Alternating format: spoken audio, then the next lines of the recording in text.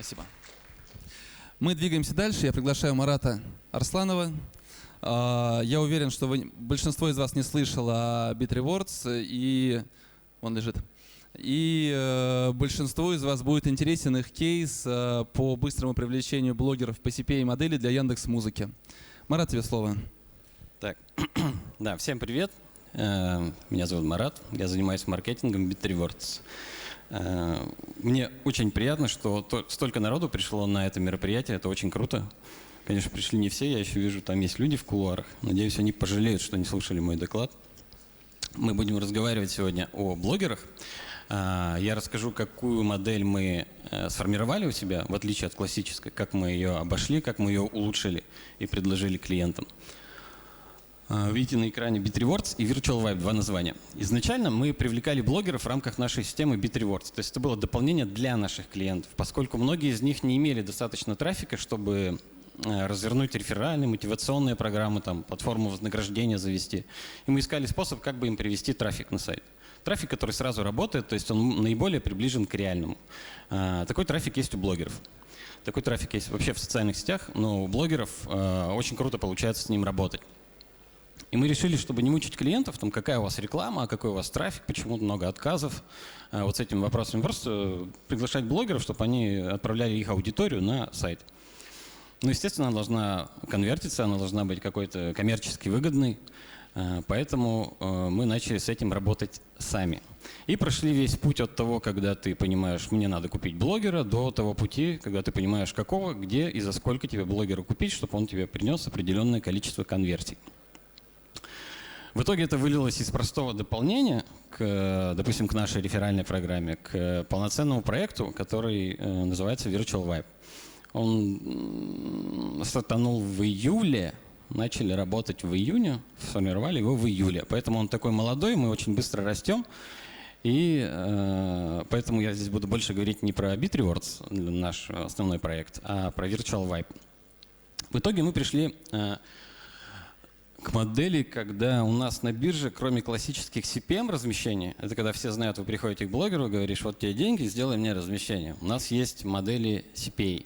Поскольку мы не торгуем блогерами по классике, мы хотим получать конверсии для наших клиентов. И нам, так же, как и клиентам, неинтересно просто заплатить деньги, а потом ждать, что, что там будет? Будет конверсия, не будет, сойдется, не сойдется. То есть нам пришлось разбираться в блогерах, именно в что, как отличаются по эффективности блогера, почему. Кто стоит дешевле, кого стоит купить и кого не стоит. Почему не надо работать с миллионниками, а лучше работать там, с мелкими. Вот эти все вещи. И столкнулись с основной мега-проблемой, когда работа с блогерами основной причиной, которая нам не нравилась, работа с блогерами, единственной, это было очень долго. Это было реально долго. Почему? Потому что нужно найти блогеров, оценить, договориться с ними, так как здесь это не Яндекс.Директ, это не таргетинг, это не кабинет. Всегда после всех автоматизаций у тебя на другом конце провода у тебя блогер, это просто человек. И тебе нужно поговорить, допустим, с 10 блогерами. Ты сегодня с ними поговорил, потом пошел заказчику, тебе надо согласовать этих блогеров. Будем мы с ними работать, не будем. Пока он согласовывает, уехал на курорт, Вася там заболел, еще что-то произошло, у тебя 5 из 10 блогеров тебе не отвечают. Ты должен найти новых. Это снова искать блогеров, отсеивать и так далее. Вот. Этот долгий процесс нам очень не нравился, а так как мы все-таки на стороне заказчика, мы решили его оптимизировать. И выделили основные проблемы, которые нам мешают. А мешает нам, как оказалось, очень много. Но есть вещи, которые мы сразу сходу придумали, как улучшить, чтобы было все быстрее. Первая проблема, самая моя большая боль, это то, что с инфлюенсерами много возни. Именно то, что они теряются, заболевают, исчезают, с ними что-то происходит. Есть инфлюенсеры, которые мы отрабатывали веревочный парк на ВДНХ, и они разговаривают с тобой раз в 2 дня. Но в эпоху мессенджеров это ненормально. Ты пишешь, будете работать с таким-то, таким-то оффером? Проходит 2 дня, он говорит, да, интересно. Ты говоришь, хорошо, вот такой оффер, вот такие условия, вот ваше вознаграждение, нам нужна статистика, бла-бла-бла-бла-бла. Проходит 2 дня. Он такой, а я не понял, расскажите поподробнее. Думаешь, мы что, реально так с тобой раз в 2 дня будем общаться? Это не подходит, потому что заказчик, он когда приходит, в идеале, ребят, мы заказали, заплатили деньги, пусть это будет, не знаю, в течение недели. Это приемлемо. А тут можно месяц только с блогером разговаривать. Вот, поэтому все их нюни, сопли и так далее, согласования нужно было как-то убирать. Мы забрали их на себя. То есть заказчику по классике приходится работать с этим, самим разбираться с этими форс-мажорами у блогеров, что с ними случилось, почему они не могут, почему материал не тот там и так далее. Мы это просто забираем на себя, чтобы заказчик, приходя к нам, платил только за результат. Как мы это делаем, это отдельный разговор. Вторая проблема. Не хотелось платить без коммерческой выгоды. Вот это то, о чем я говорю. Ты приходишь к блогеру, у него 10 тысяч подписчиков. Ты говоришь, сколько стоит у тебя разместиться? Он говорит, 5. Хорошо. Покажи статистику, он показывает. И ты типа вроде тебе нравится, и вроде как бы ты его проверил, но по факту все равно рулетка. То есть можно купить 10 блогеров, 5 из них не выстрелят. То есть у тебя не будет ни продаж, ни регистрации, ну ничего ты хотел. Ну трафик какой-то будет, может приток к группе. Но это все равно не то. Хочется как-то и с блогером работать, чтобы он был заинтересован тебе трафик лить. То есть там у него в размещении сторис не было, там, ну там, возьмите промокод там в том-то магазине, вы получите скидку 5%. А чтобы он прям старался, типа, ой, девочки, купила тушь, бла-бла-бла, мама, всем чмоки, приходите, все будет зашибись. Вот этого хочется от блогера, но он должен быть заинтересован. Когда вы просто даете ему деньги, он не заинтересован. И многие из них будут работать именно как бы, ну, сторис записали, что вам еще надо. Это мне не нравится. Поэтому мы из них захотели сделать именно CPA-модель, чтобы они были завязаны на результате. Если от них приходят люди, они хорошо зарабатывают, прям хорошо. Не приходят, ну, не зарабатывают. И нам это удалось. Но об этом чуть позже поговорим. Сначала мы поговорим о том, что мы нашли таких блогеров, которые хотят так работать. То есть они прям согласны. Хотя нам многие говорили, даже заказчики, вы никогда не уговорите блогера, чтобы он работал с вами на сделке. Ну, типа, это вообще нереально, ну, ни при каком раскладе. Но мы нашли микроинфлюенсеров с определенным таргетингом. В каждой нише он свой. И они чертовски голодные. Вот прям вы не поверите. Они готовы работать за сделку, за кэшбэк, за процент.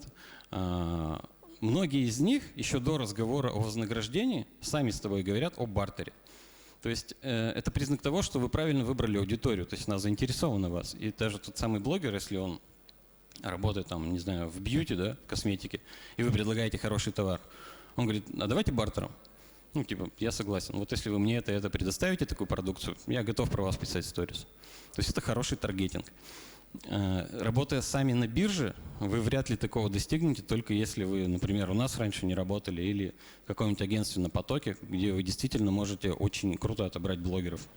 Ну, на скидку, вот, даже система аналитики, которая необходима сразу быстро получить нужную информацию по блогеру, не только ER, там, еще что-то, а именно глубокую аналитику с историей, с нужными параметрами, с параметрами аудитории, она от $400 стоит. Ну, то есть, честно, дешевле там, к нам сходить или кому-то, кто как мы работает. Вот. Ну, оценка кросс-медийных вот этих компаний, это, ладно, это ерунда, это решается промокодом, QR-кодом, мы просто взяли, у нас была уже реферальная система, мы ее просто туда встроили, эти механизмы используем. То есть блогер пишет сторис, очень часто они просят именно код цифровой, или ну, буквенный какой-нибудь, именной. И люди его не вводят, они не кликают по ссылке даже. Вот 10-тысячник может ссылку разместить в сторис, они по нему не кликают. Они копируют, ну и идут потом покупать. Или даже перекидывают себе на десктоп, как попало. Но вы всегда знаете, кто источник, какой блогер привел этого заказчика, именно благодаря использованию вот реферальных механик. Промокод, QR-код и так далее. Есть еще очень много таких подводных камней, которые на скидку могут показаться неочевидными. То есть нам приходит клиент и говорит, я сам сделаю. Мы говорим, да, конечно. Но он еще не знает даже об этих проблемах, потому что блогеры, ну вот куча нюансов, пример. Вам нужно связаться с блогером, вы его нашли. Скорее всего, вы работаете на компьютере, на десктопе. Вы заходите в нужный профиль, проанализировали, все, вам надо связаться. Куда вы будете писать? Директ. Директ можно писать только с телефона, ну, с мобильного устройства.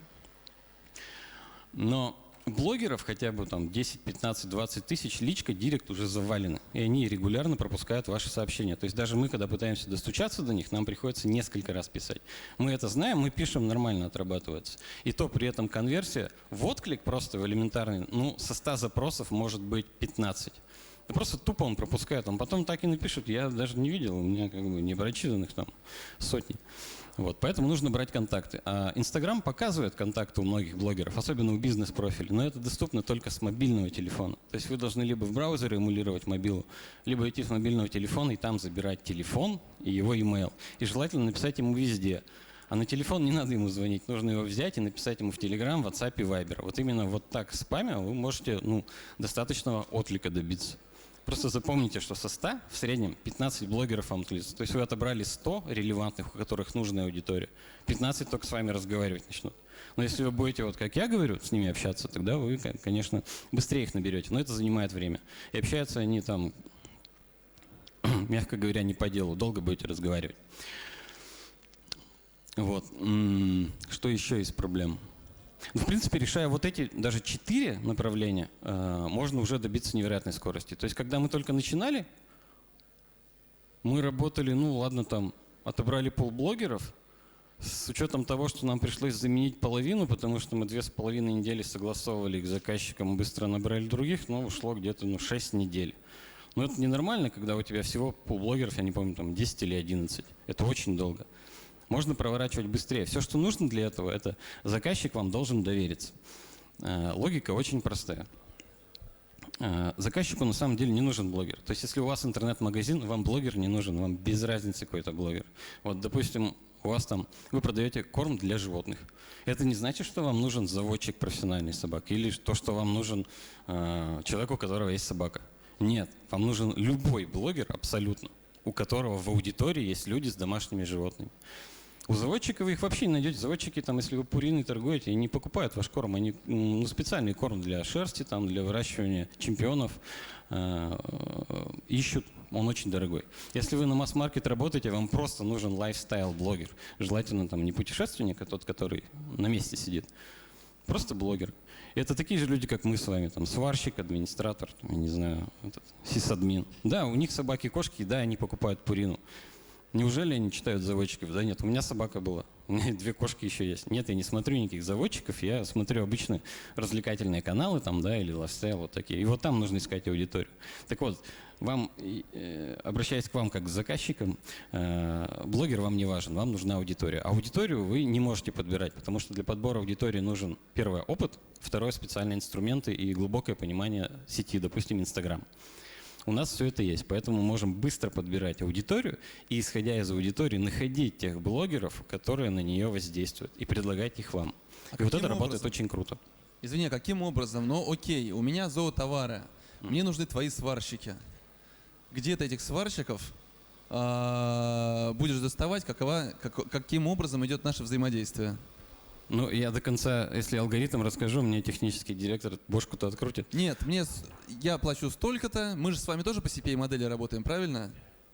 Да. Вот, мы говорим, приведите нам продажи. Даем товары, на которые нужны продажи, даем вам что, промокод. Да? Ну, допустим, вы или мы вам генерим уникальный, если много окей, блогеров. создали промокоды и говорим, ребят, давайте продавайте. Дальше вы связываетесь с блогерами, находите, Нет, дальше мы находим вашу аудиторию. Вы заполняете специальный CPA-бриф, мы смотрим вашу нишу, смотрим параметры, какой вы готовы давать вознаграждение. И оцениваем, есть ли там куда зашить нам вообще профит. Ну, интересно работать или нет. И вообще, интересно ли это блогерам. Если мы в нише не уверены, мы проводим такие экспресс-тесты. Мы находим вашу аудиторию, которую мы с вами согласовали, рассылаем им офферы и разговариваем с блогером. У нас очень давнишние большие наработки с блогерами. Есть прям база уже готовая, то есть мы в нише быстро найдем. Если они не берут оффер, прям как от огня, типа не-не-не, я с этим не работаю, мы вас, скорее всего, не возьмем на CPA пока. То есть вот так будет. Но если возьмем, то да, вы назначаете цену, мы в эту цену работаем. То есть вам нужно вы готовы платить 1000 рублей за продажу. Все, вы будете получать продажи, платить 1000 рублей. Ну, то есть наша работа с вами точно так же рассчитывается по CPA, правильно? Какая наша работа? Ну, мы обращаемся к вам, говорим, что вот я оборудование продаю. Так. Я готов вам, не знаю, 5000 рублей с каждого проданного аппарата платить вам. Вы говорите, окей, делаете продажи, по количеству сделанных продаж, отслеженных по вашей и нашей аналитике, мы выплачиваем вам по 5000 рублей за каждый выполненный заказ. Дальше вы сами рассчитываетесь с блогерами. Верно. Ну, технически верно, не совсем. Мы обычно берем депозит возвращаемый, и все, из которого мы платим, когда заявка или там лид, или что у вас там, целевое действие какое подтверждено, Система сразу списывает блогеру. При этом у нас отношения с вами. Закрывашки все от нас вы получаете. С блогерами у нас отдельные отношения, и вы имеете право на весь их контент, который они для вас генерируют. Можете его забрать, мы его сохраняем специально. Видео, посты, все отдаем. Вы можете потом использовать на свое усмотрение. Но у вас нет отношений с блогерами, у вас с нами отношения. А у нас с блогерами. Вот так вот это работает. И да, вы все верно написали, так и работает. Понятно, мы готовы. Номер знаете? Я тоже готов. Так, давайте, в общем, хватит об этих там проблемах. Так, примерно вы поняли, да, что мы там ковыряемся, там что-то ускоряем, там быстро можем работать. Мы можем действительно быстро работать. И поэтому, когда мы начали, мы, естественно, начали брать в работу разные модели. Мы взяли CPI. Это модель, когда нам платят за инсталляцию приложения. Мы взяли оффер от Яндекс.Музыки, потому что у ребят уже все посчитано, с ними не надо возиться, там, сколько вы можете там платить за эту установку. Мы просто взяли их и сделали кейс. Провели предварительно там пару тестов, потому что систему обкатывали, поняли, какая им нужна аудитория. Вот. Кейс такой. Выбранных блогеров из нашей базы мы взяли 79. Блогеры маленькие, самые злые и голодные. То есть среднее количество фолловеров у них было в районе 4200. При этом охват теоретически, аудиторию, заметьте, они дают там 330 тысяч, но по факту, когда они все сторис записали, открутили, предложили, сделали предложение инсталлировать Яндекс.Музыку, это всего 70 тысяч. И вот это нормальная история. То есть реальный охват у вас всегда будет на уровне 20-30% от аудитории. Это вообще абсолютно норма. Там, в силу разных причин. Алгоритмы, накрутки и так далее. Ну, с этим надо просто уметь работать. Но при этом качественный отбор, смотрите, что дает. У нас прошел трафик там, в 6 тысяч кликов, там, 6 тысяч с плюсом. И подтвержденных Яндекс.Музыкой инсталлов было 885. При этом процент там брака, ну, где-то меньше 1,5 был. Это очень хорошо. И что самое интересное, мы сделали это за 3 дня. 3 дня. Некоторые люди, блогеров, согласовывают, как я уже говорил, 2,5 недели. Вот это сделано за 3 дня. Да, конечно, у Яндекс.Музыки был готовый расчет, ну, сколько они готовы платить, это, конечно, тоже хорошо. Но 3 дня, по-моему, это прям вообще гигантский рекорд. При этом трафик, качество трафика, вы посмотрите, он конвертится на уровне 14,55. И все вот эти инсталлы, которые мы сделали, они подтверждены Яндекс.Музыкой. То есть, да, они подтвердили, что это качественно, все их устраивает. Ну, я привел для примера сумму выплат. Мы там в районе что-то 45-50 рублей платили. В итоге блогерам за это заплатили 45 тысяч. Результат очень хороший, то есть заказчик был очень доволен. А сколько ваша комиссия составляет? Сколько с Яндекс.Музыки взяли? Ну, так не скажу. Вообще, комиссия, мы ее зашиваем туда, к блогерам, не на вашу сторону. То есть вы согласовали оффер, сколько вы готовы платить, исходя из вашей маржи. Все, окей, нас устраивает. Дальше мы работаем уже, насколько мы блогеров прожмем. То есть это уже наша забота. И при этом мы понимаем, что блогеры должны делать продажи и быть замотивированы. То есть там уже это вообще наше дело. Но примерно это может быть, ну вот ниже это может быть 10, 20, 30%. Я думал, вот раз. Вот. Ну, то есть нормально. Нормально, все довольны, профит есть. Если интересно в сравнении, то биржи, не буду говорить вслух какие, но у них наценка идет 40, 50, 60% с блогера. И она немного уменьшается, если блогер там, я не помню, больше 200-300 тысяч. На маленьких вообще сумасшедшая наценка. То есть у нас даже наценка меньше. Вот. И я добавил еще один кейс, который не был заявлен, но уже потому что хотел более коммерческую тематику показать. Это интернет-магазин, в которых собственное производство дезинфекционной продукции для косметических салонов. Вот, ну, вот в такой бьюти-тематике. Мы такие кейсы мини делаем, потому что тогда мы еще руку набивали, сейчас мы уже делаем это на большом потоке. Но у нас сейчас ребята, которые заказывают, у них куча бумажек, там вообще нельзя коммерческие данные раскрывать. Я, наверное, только к декабрьским конференциям смогу какой-то большой кейс по интернет-магазину показать. Сейчас у нас пока нельзя.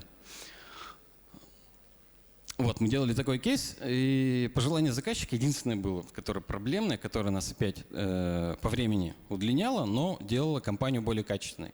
Мы решили делать анбоксинг, то есть у них был набор дезинфекционный, и они хотели его продавать. Собственного производства, все супер, все по стандартам, там прям с бумажечками. Если вы ставите такой набор, то там клеите этикетки, вам приходят эти проверки всякие, Росприроднадзор, там, кто там к вам ходит в салоны красоты.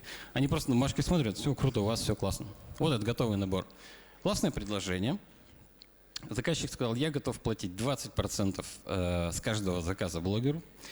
И в самом оффере блогеры могут указывать такую символическую скидку 5%, больше не дал. Мы предлагали сделать 10 хотя бы и блогеру 15, но он сказал, нет, я хочу, чтобы блогеры прям старались, ну, то есть дам больше.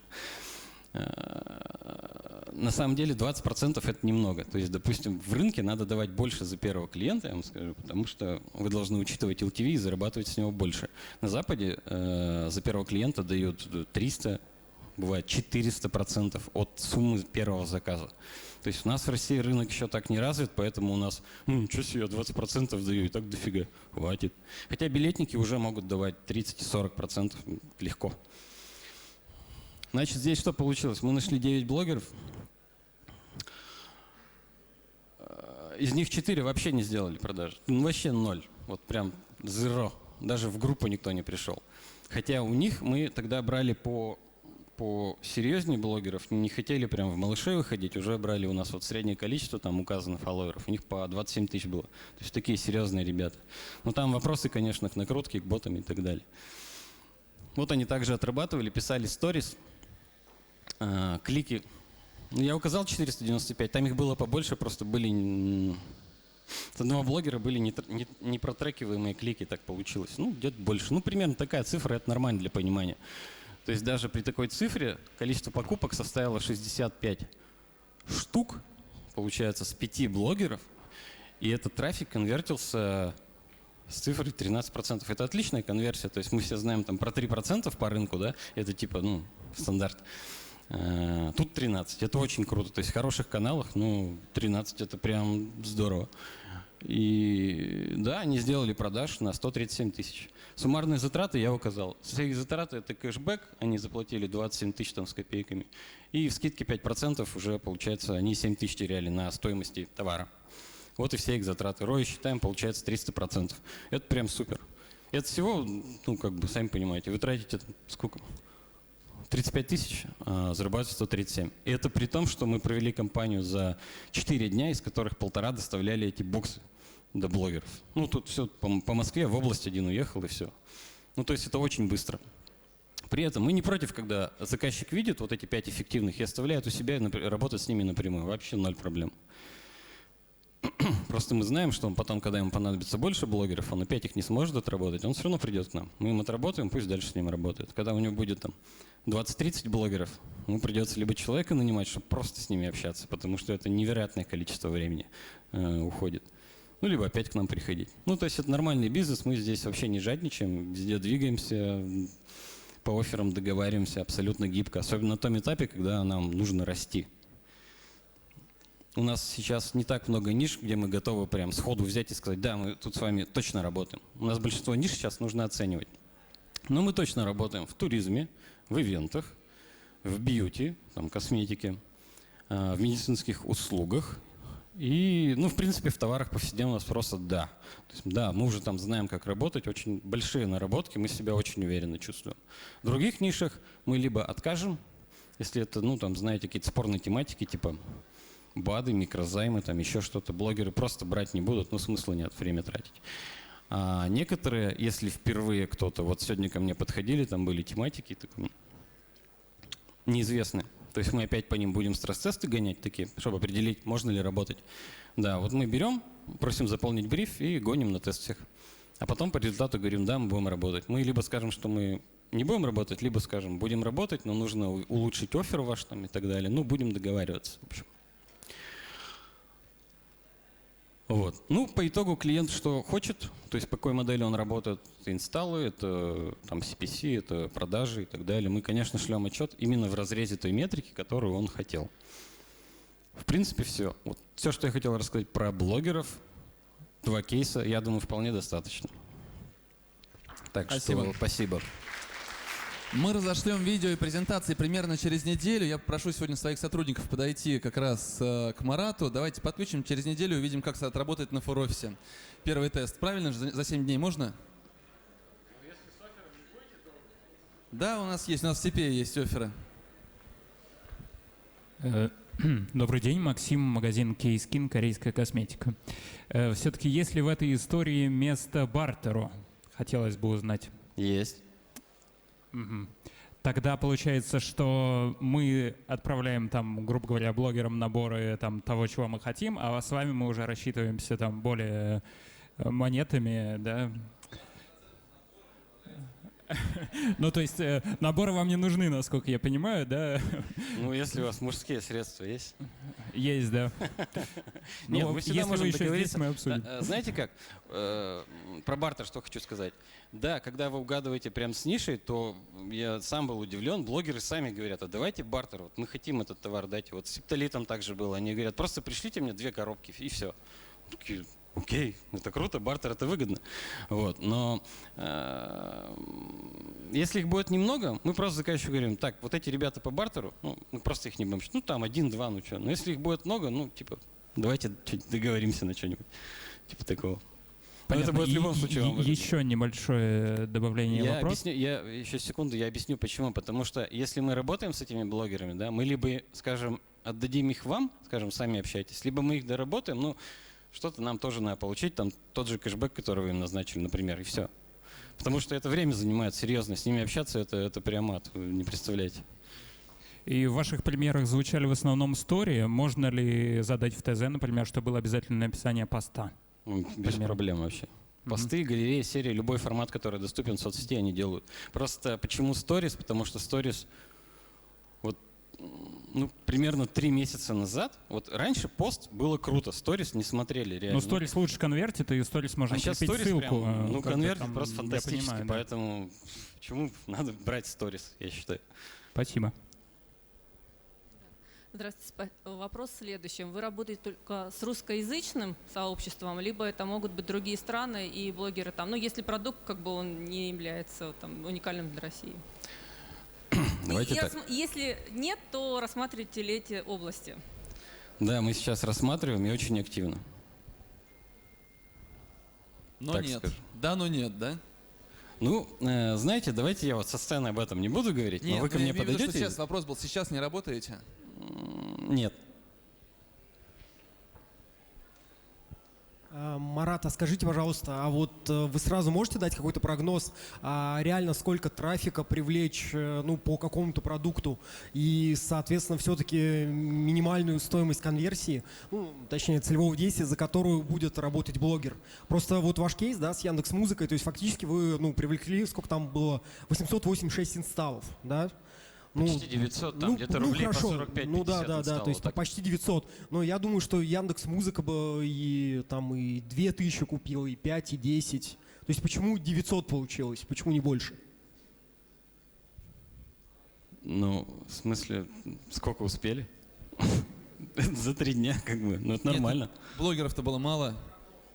Да, понимаете, ну, если вы спрашиваете про цифры, ну, то есть это ограничено вообще возможностями, ну, физически временными. Все. Вот. А если вы говорите про прогноз, вот в нишах, которые я сказал, я могу дать прогноз. Да? Но лично подойдете, расскажете, какая у вас ситуация, я вам примерно организую. Всегда, если вы платите за продажу, там, за первого клиента фиксу, вот тут есть такая модель работы, то это будет где-то в диапазоне, наверное, от 800 до 2000 рублей, вот так.